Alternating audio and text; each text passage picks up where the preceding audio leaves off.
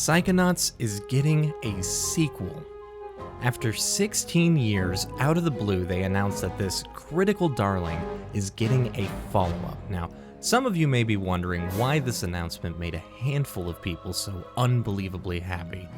And if you are thinking that, then hello. I made this video for you.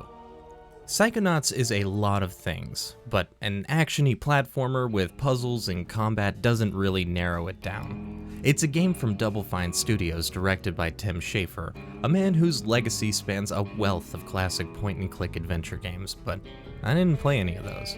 I was 10, you think I would willingly solve a puzzle on a PS2? You see, back then I was so entranced by the atmosphere of this game. Exploring the campsite on a scavenger hunt, laughing with the silly characters and their one-liners. At a surface level, I just liked bobbing my way through this narrative like I would any other game. Now, as an adult that really loves to overthink things, I realize how insanely unique this game is. Sure, the platforming can get a little wonky, and these cutscenes aren't going to uncompress themselves, but I can genuinely say that I never played a game that was written quite like Psychonauts. The narrative pace and ingenuity is so exceptional that I really wanted to make a big stinkin' video all about each event and how the characters work together and how it really makes you feel like a kid in summer camp, but I will absolutely not do that. Me trying to recap this whole game would only serve to butcher the original design and spoil all the fun of a great tale and how to get through it, so I'm here with a compromise. In this video, I will be talking about a single sliver of the story, one narrative arc wholly disconnected from the overall campaign. But before I do so, I just want to say that I will need to set some context leading up to this part of the story, and if you're now thinking, man, I would really like to play this game, you should cut this video and do it. It's $10 on Steam, it's free on Game Pass, and it runs surprisingly well on modern hardware. From this point on, this is for everyone who already knows or who's willing to find out. Today we answer one little question. Who is the Milkman? To set the scene for those who haven't played, I'm going to explain the events that led us here while trying to avoid as many spoilery things as I can. No promises. You are Raz, a scrappy kid that ran away from the circus to join a psychic summer camp. You have various mental powers you hone along the way and explore various minds by entering these psycho portals.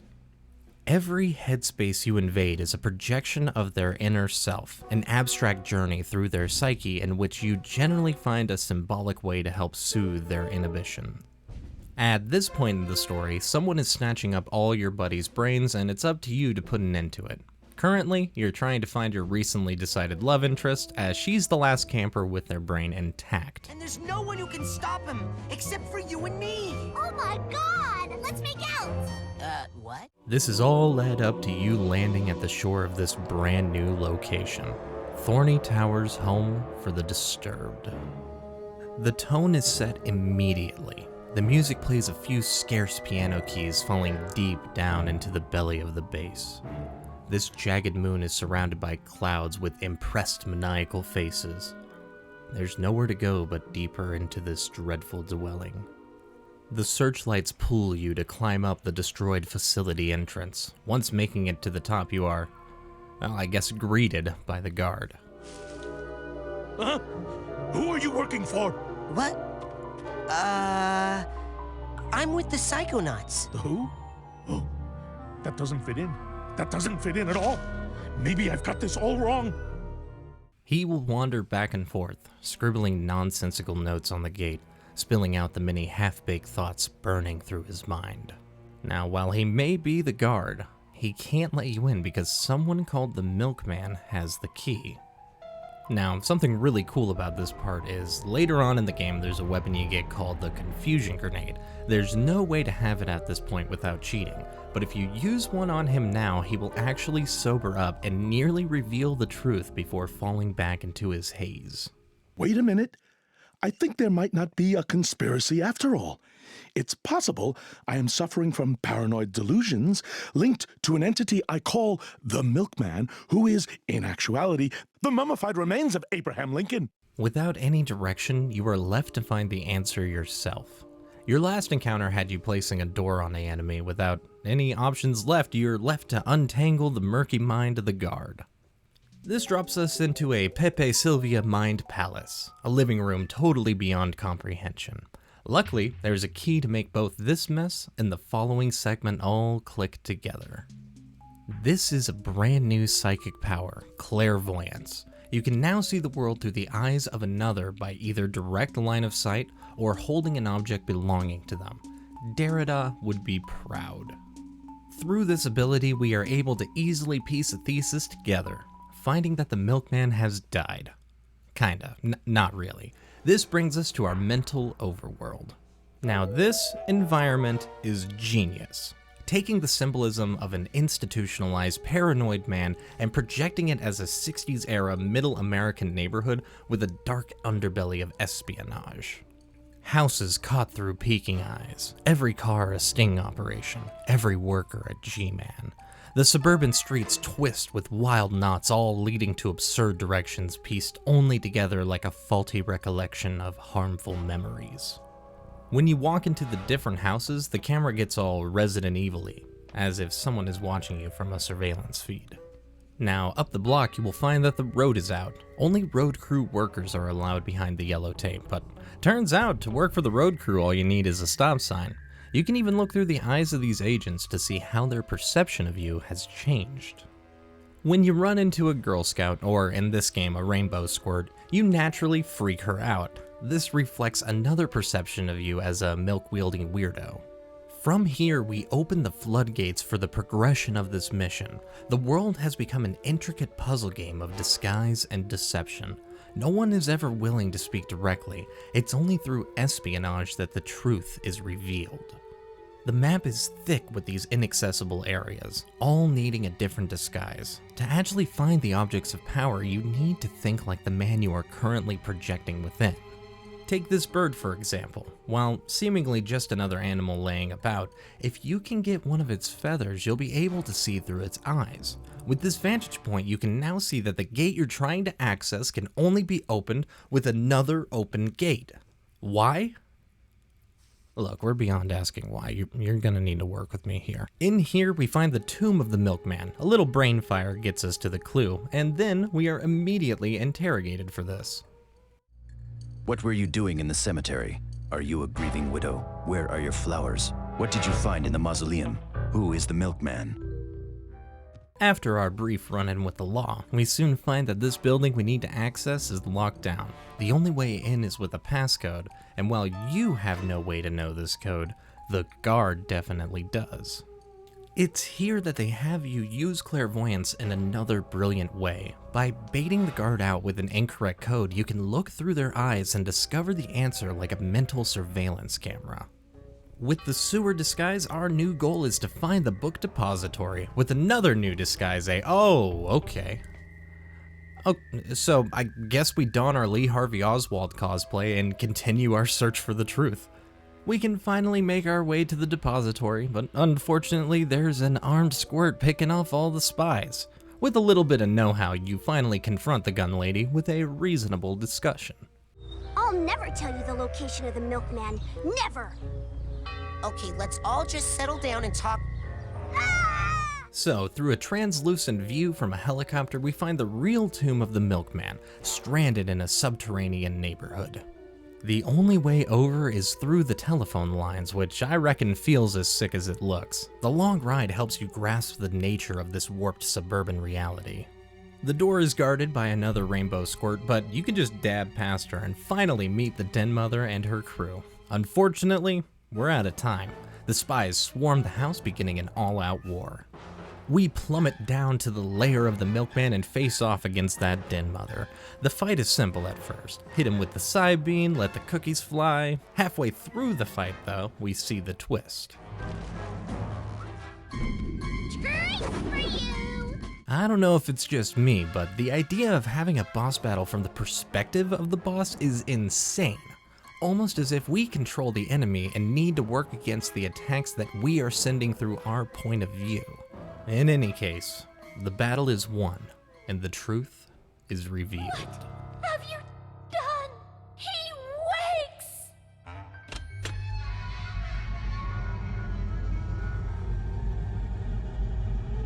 the milkman. My milk is delicious.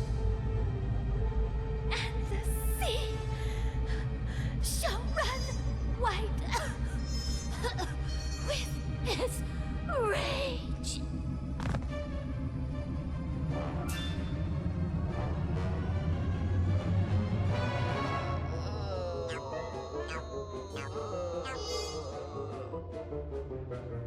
I am the milkman.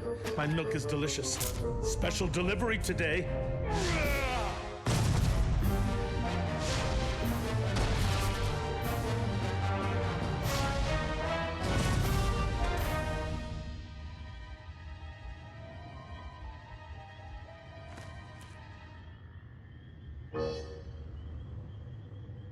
I am the milkman. My milk is delicious. Boyd? Are you okay? Time for the final delivery to this address. Hey, is that milk regular kind? Or the exploding dream kind? It's fortified with what the world wants. What the world deserves. Are you sure you don't want to just talk about this, Boyd?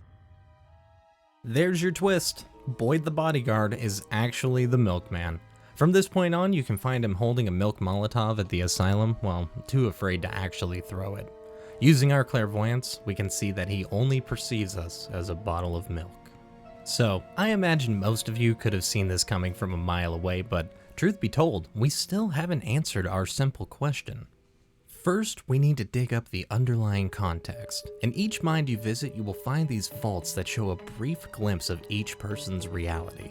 The first vault paints a dark picture for our surrogate. A security guard named Boyd Cooper is happily working as a night guard for the department store where he is abruptly fired.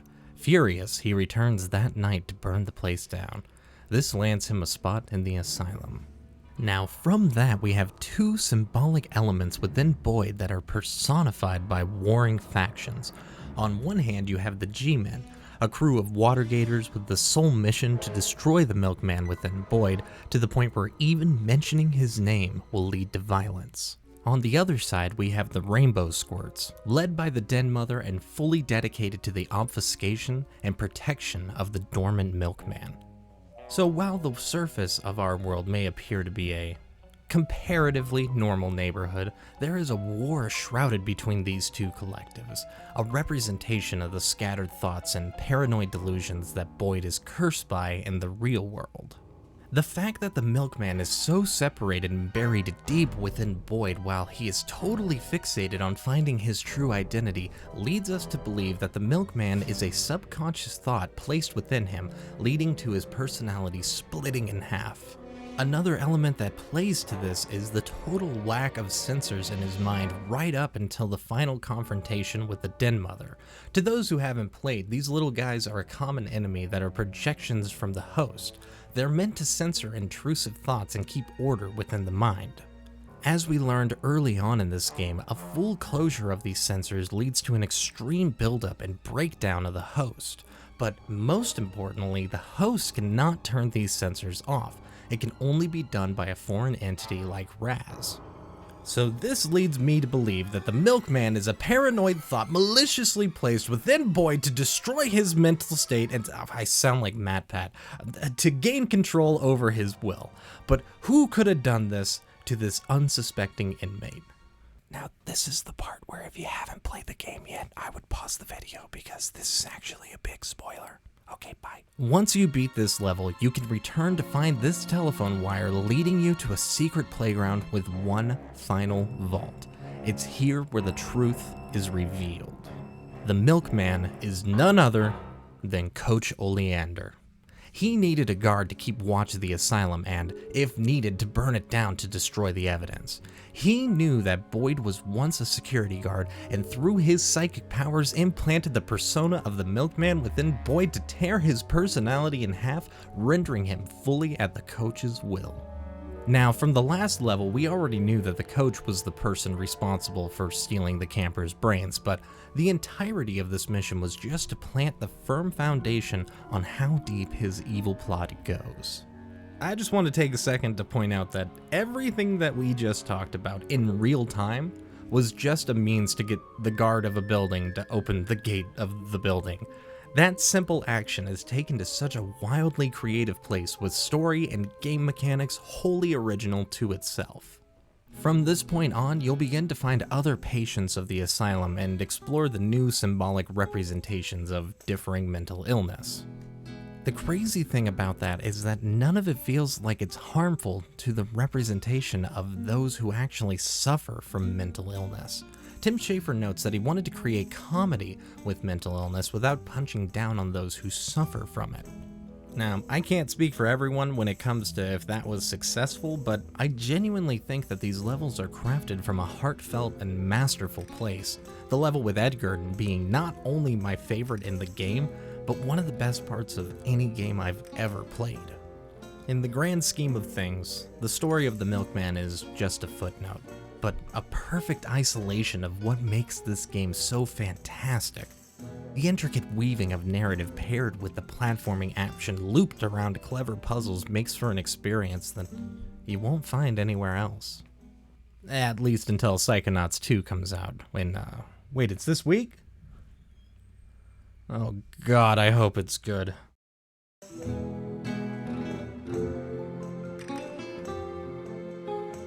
Hey, just want to give a quick shout out to the Patreon donators.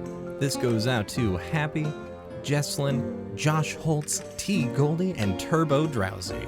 I do apologize for the lack of uploads in the past few months. I have been very busy, good busy, but, just very busy, a whole life outside of YouTube. But as we roll into the fall season and the winter season, I imagine with less outside things to do, more videos will be coming, and when we move forward here to the rest of the year, it's going to be looking really good. So thank you so much for working with me, all your patience, all your support, and I'll see you in the next one.